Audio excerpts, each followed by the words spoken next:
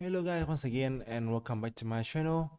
I am International Master mainly here and right now you can call me a GM elite since I think technically become a GM in just a couple of weeks. So this game, which is the final recap of my US trip here, was the most important one, and it also was the most important contribution to my final GM norm in the Philadelphia trip. So this one is game 8. You can see there in the screen my opponent is a very strong GM from US, GM Lazaro Bruzon. He was 2623. Yeah, I think in federating when I play against him. I don't know if that's like right or not. I still think he was like 2630, but yeah, should be kind of close, right?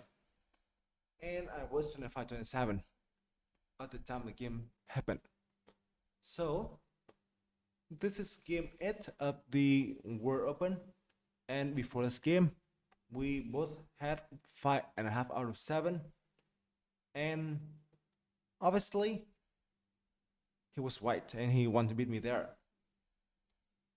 I believe what I thought before the game was that I just want to go, I just wanted to go for a draw here, and then in game, I think game 9, I would try to win at own course. But here, this one, I believe this was the best win for me by black against a grandmaster, which was very, very huge, right? Also, as well, this one I will consider it as one of the most important win of my career, no matter what happens next. This one basically gave me the final norm. Since I think like my last game, I met Jeffrey Xiong with white, and in a situation where I needed a draw only, I went for a theoretical drawing line, and I got a draw there as well. Yes, it is. So, in general, obviously it feels good about this game, right? And after some delay, finally I could be here talking about you about this game, and this would be my honor. Sorry, you guys, first for making this making you guys wait for so long time. It has been more than 2 months after the game, right? And also in the analysis, sometimes I may be confusing between willow or wood, or sometimes I may not speak wrong vocabulary, but still hopefully you can still understand the things, right? So don't let you guys wait anymore. Let's come to the game right away. In the game, he played e4, c5, knight 3, and knight 6. As you may know, if you guys watch my stream a lot, you will know this is my pet line, and this is called the Nimzovich Sicilian. In fact, this was considered to be slightly dubious, since White always, I think had a better positions. But I use this line to beat some very strong players, and very lately, I beat Dingler as well with the black pieces in this line. Obviously, in a losing positions. But still, this line has, plenty of tricks. And for someone who want to try some complex positions and variations, this line is definitely worth a try. E5 is the main line here. So black can play knight e5, you can play knight c3 and e6, and there will be plenty of you know complicated variations. But in the game here, he played knight c3, which is considered to be somewhat more positional. If I play d6 here, he will be d4 again, and he get back to the normal variation, right? But as I mentioned earlier, this line is quite different from some other lines. So here, instead of d6, you play d5 instantly. This one. You're fighting for a center. So here I can play e5, I can take here, and I can also play in the game. Should be 5. d7, e5, takes. Here takes is the best move by the engine. At first, the engine will prefer knight to g8 this one, but I consider this one to be quite dubious. Since now, for instance, one can just play here, like here, is this right? You know, here and like knight a5. And I don't think I like this one here. Although black should be objectively okay, but knight a5 is very annoying here, and white can have some long-term initiatives. Also, knight g5 can consider to be very annoyed too. So, should be 5 is the main thing here. Maybe 5. Queen d7. You will take the knight first. Once again, knight g8 allow e6. Just here and knight a5. And this is super annoying since now queen h5 is not so fun to be met. Also, knight g5 can be super dangerous too. Since now let's say queen here, right? Play queen e2 and the pawn e6 here is just under huge pressure. That is the main thing right here. So you must be kind of a bit careful here for black. So play queen e7 first. Queen e7, queen e2, a6. Once again, the best thing to do. Knight g8 allow this is here, and now I think you are dead. Take here along knight c7, right? And take here along knight a5, and this is nice.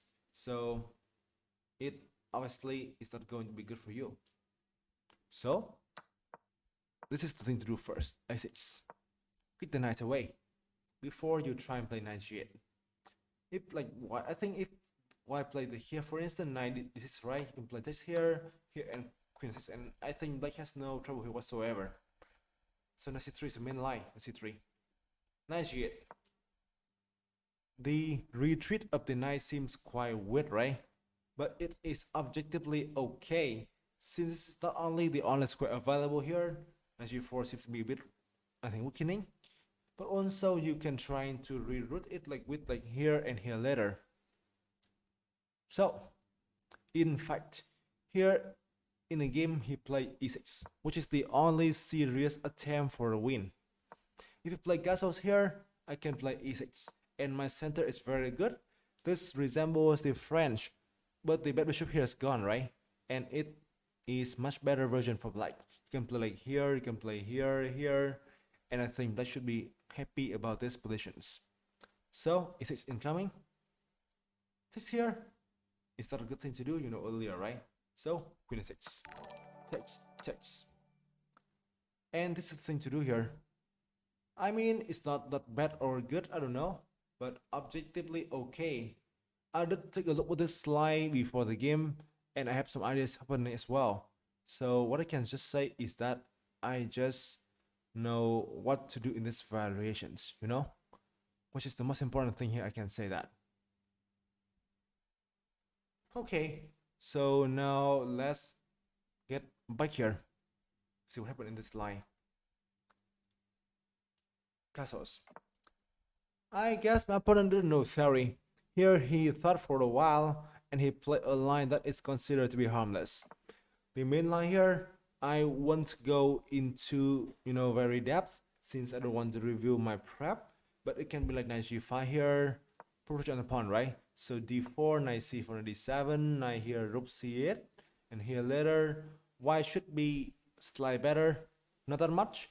Black must be a bit cautious, but it should be fun for him overall. In the game, so castle's here, and now I can play a6. And knight g5 is no longer a move, and black should be doing very okay. In fact, at this point here, I already forget what happened in the game. I mean, what happened in my mind at the time. If I remember correctly, here I also ran out of prep. Like I spent all my time prep for knight g5 here, which is the thing I believe is very concerning. Particularly this one, which, you know, somehow it's not very dangerous. So here it's in the game. Although I was out of prep in the game, I feel quite happy since I knew that I should be objectively doing okay here. e1, d7, d4, Take here is not anything at all. I think just play king f7, and here I just play like e6, and I can just like slowly play here bishop d6, and I can get my pieces out, and I got a strong center, and you can even see here the engine even slightly prefers black, right? So d4 was played in a game. I must be a bit careful here if I take in the pawn, right? You play knight d4, and now my pawn here is under pressure. e5 here is not fun since you can play knight to e6, and the pawn here is hanging. Knight c7 can be a threat as well, right? And my pawn structures here looks very poor. So knight g6 was played by me. Knight g6. Here once again, take here just king f7, right?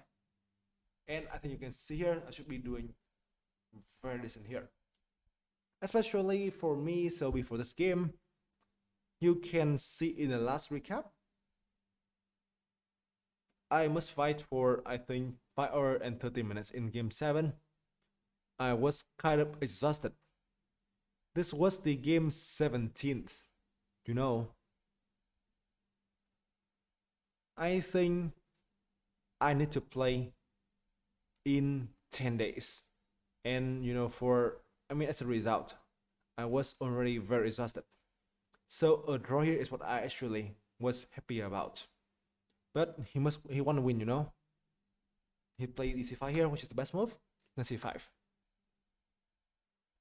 Here I still had around 1 hour and 50 minutes, while my opponent just got back to 15. I don't know, like I think 30 minutes. But now, I think he spent 50 minutes here. I think he played the best move, but here it is already hard for him. If you play bishop e3, right, I can just play 97 here again, and bishop d4, king f7. I'm ready to play this one, and my pawn here is safe. And then I can play g5 later and play here as well. And the plan is pretty straightforward, right? Before I just I think like I see d7 again. So to here I get this one and right, and I here later as well, and I'm doing very okay too. So my impression was fine here, but he played knight e2, which I think is the best move by the engine. Here I also spent, I believe, around 15 minutes, and I play knight e4, which is not what the engine want to see from me. I think the engine want me to play like g5. I forgot what I think about the like in the game. I believe I am worried about like b4 here and like knight e4 when the pawn here drops. But I think I should be objectively 5 to g4 here. But yeah, as I mentioned earlier, so the game happened like 2 months and 10 days ago, so I'm very sorry for that. So I play knight e4. In the game, I was also happy about this. I thought I was objectively doing okay. Here, open the engine. I knew that white is better with b4. Here, bishop. I have not it's knight 4, kf7, and bishop b2. I forget why, but in the game, I believe I was doing very okay. Since I can play here later, and I can play here as well. So rook c4, rook c8 for instance, right? I see 1 here, and I can play rook g8. But now I realize I can play c4 and put pressure on my center, probably. I think that's why, I think this one is slightly inaccurate. But here, he played b3, which I believe is very wrong. And now he also got down to 10 minutes as well. And here, I think at this point, he offered me a draw, which was a clear sign when he didn't see anything at all, and he believed he also was not better at all. But here, I was up on time. I think he got like 10 minutes, and I had like, I think nearly an hour. And also, I kind of believe that I'm better right now. So I just reject a draw here, and I want to play for the win. So g5. So when I can play this move, knight 4 is not a threat anymore, and I can just start to look for the chance to play here as well later. Finally, develop my bishops. Should be 2, rook g8. So Now the knight here is, preventing him from activating in the e file, and I can play it as well. I can play it as well too. Things are very good here for us, and in the game I was kind of confident. What do you want? Proceed. H3. He prevent my g4 expansion. B5. I want to play relatively fast. I think you want to flag him. Here he only had around like 5 minutes. Bishop A1. This kind of move can only be played when you just run out of ideas, right? This just looks very wrong and also very passive. H5. When your opponent is down on time and he struggles with plan, so a very good idea to do is to expand yourself and trying to make the game become more complicated, which can force him to think as well, right? Now FD4. So here, if I play G4, this will be a wrong move. So you can just like play here and then play B4, right? And the pawn on A6 will be hanging. So I play rook here first, defend upon A6, and make sure B4 no longer comes as a threat, right?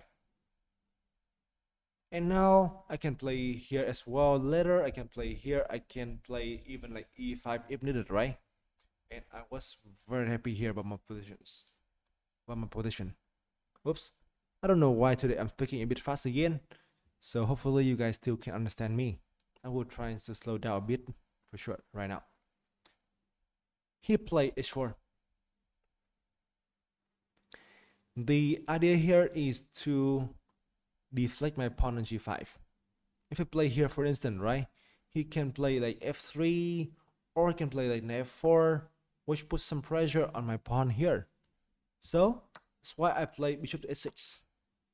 Not only activating my bishops, but also preventing him from activating his pieces. And when your opponent is down on time, this strategy always is super annoying. Back to the game. Takes. Knight f3. Bishop by here again. Still controlling the strong diagonal. Knight e5. Group g8. Knight d4. Yes. At first glance, it seems like he can activate his pair of knights, right? But in fact, there are no clear threats right here, and that's why I can slowly kick his pieces away. In the game, I play this bishop c7, which is a bit wrong. I must admit that here I play a bit fast. If, now I can play a game again, I will play bishop f4, which is much better. Since now, if you play knight f3 here, which is the same in the game, I can play knight f2. And I got a very nice tactics, right? Like here, knight e4, and this is nice.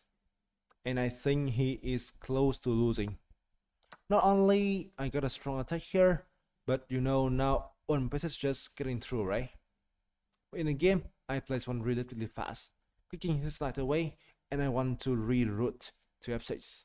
I can tell that in the game, I only thought about playing bishop here in the kf7, get a safe square for the king, and get bishop here in order to prevent all kind of checks. But this one is definitely much better, which forced him to play here, and I can play king f7, and I can slowly even trying to double in the g file. In the game I play here, knight f3, you can see, right? The knight, if I can stay here forever, and that is a bit concerning. Bishop f6, I still follow my plan, which also was wrong. I should play b4 here to prevent him from activating in the center. But here I play quite fast again, and only after I play this move, I realize I can play c4. I think in the game I do think about like takes here, I play this, and I play here later, but I don't even know. But I think you can see here that my initiative kind of evaporate, right? So somehow here I was lucky that he was so down in time. I think now he only had around 2 minutes on the clock. He just should d4 here, waiting for me to make a plan. 96. Let's play by me. And you can see here, this is also mistakes. You know, the game is wrong, right? I am the guy who is not very good at writing. Once again, I think you should play before. Once again. Still have some strong pressure on the C file and preventing him from attacking my center. Now here in the game was wrong, since now my opponent has a very strong ideas. You can play this, and now my pawn is in real danger. And also this pawn here can be danger too. And you can even see here, right, that the Ivan bar believe that it is only close to equal here. But once again, when your opponent is down on time, so sometimes your strategy may work out well. So now when I play this one, I want to reroute my pieces a little bit. I want to play like knight f5, knight e4, and get the c5 on my rook. So he allowed me to do that. e2, knight c4, f1, knight f5. You see, right? I got my favorite ideas, and in the game I was kind of confident here. Which way you want? Yes. This actually is one of the first thing you want to say here in this critical positions. I saw knight g3 here in fact. I did spend, I think, 10 minutes here to think about these positions. If I remember correctly, my opponent had around 2 minutes still, and I had, I think, I think like around like 25 minutes right here. I spent 10 minutes here to see if I can just take on g3 like this one or not. And I also saw this is winning. This is actually the best move by the engine. Touch here, king a2, here rook g2, and my rook just get in, right? So I am up some pawns for the mana pieces, right? His king also is very poor, and the pawn here can be taken as well. When in the game, I just refused that, since I was up on time and I was a bit afraid about this pair of knight here and my pawn double here and e5, right? But this is enough to win, more than enough to win, since my pawn here can be very annoying and his king here is in trouble. When the game, after some considerations, I play b4 first, which is sadly a good idea, but not a right moment before. Knight a1, he saw things instantly, and now knight g3 isn't working anymore since he got this pawn covered, right? a5, keep on expanding. Knight 5 f3, rook c3 here. The engine scream for h4 and expand on like h3 for instance, but I just want to keep on like restricting my opponent pieces. Rook c1, king f7, you see, right? And d3, yes. So now the chances comes again, and now after some thoughts, I just try that, and this is luckily still correct. Like, you know, I missed the first chance, but lucky for me that in the second attempt it still works well. So here, takes, king f2, knight e2, just here, show e1, all enforcing things, right? From here, rook g2, king e3, and rook c2. This is one. So the Persian peters out to this one, and after move 40, we were both given 30 minutes extra. But I was pretty sure I'm winning here. So that's why I went to this. Why? His king is very, very weak. I can just show you in some variations. For instance, right? Rook g3 and knight 3, rook c3 here, and you know, I can always try to use the rook to go for a knight. And for instance, f1 I can play e5. You see, right? What a weird positions. And in fact, I'm very winning here. In fact. Also, like if you play something like king d4, right? I can rook g4 here, and this is even a mate. First thing, right? His king is not safe. Second, his pair of knights is good enough to defend the pawn in the center, but against the pawn in the rear, the knight are known to be a bit useless. So here I went this one, and I strongly believe this is winning. And in the game, it turns out to be correct. Now if I check here by him, King E8. I mean King G8 I play. King E8 is also playable, but I mean like a bit worried that my king that can be even mated in the future, right? So I play here, make sure that my king is always safe, and now this pawn push here can be doable as well. A3. He's trying to set the pawn, but sadly for him, it's not a thing to do. But if I mean, even with the best attempt here, which one, right? This is the best move by the engine. I can just, I think, play like, for instance, rook h2 here, and rook here, rook g2. The rook threat is very bad for him, but something else, I can take the pawn here and I can slowly push the pawn on h5, which should be winning gradually. But in the game, he made a mistake here by a3, so I takes here, and I just opt, I think, for the easiest move, rook a2. The engine may hesitate, but I think this is the simplest. Why? Here, after the trade, right, which is basically forcing, I was up several pawns. My pawn here can force his pieces to be very passive, and my king here can improve. The pawn b3 here is not even safe, and I can even try and play here later, So here I was already believe in my win in these positions. In the game here, the game only lasts for 2 more moves, but he was already dead here. As you can see, it is already -7. Therefore, trying to reach my pawn, but I played rook g2 first, which was an accurate move to cut off his king, right? King f3 again, and rook c2. Now it's over. He resigned here. Since now my threat is rook c3, and there are even no defense here against one. Let's say here, right? Before it's impossible, and the pawn here drops, which allow me to push both 2 pawns here, which obviously aren't too much for his pair of knights, right? And if you play b4, for instance, I can just play a4, b5, I play a3, and here I play rook b2, and this is also very crushing as well, when the rook can take here on the pawn, and I can play here, and this is not a thing to do for him. So I play here. Here the game finished. It is at this point.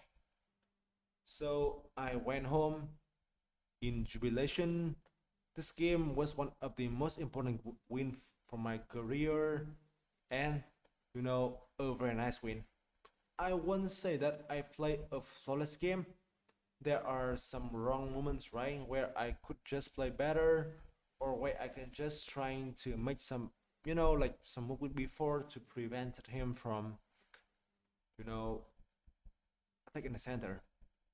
You could see in my recap that I also show that he had some activities and he could like trying to wait for some kind of play.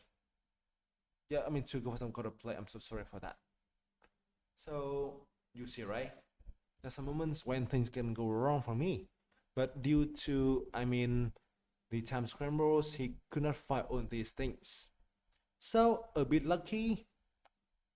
He was also surprised by my line in the opening as well. So a surprising weapon in the opening, and some decent play gives me the win, and more than important, gives me the final norm.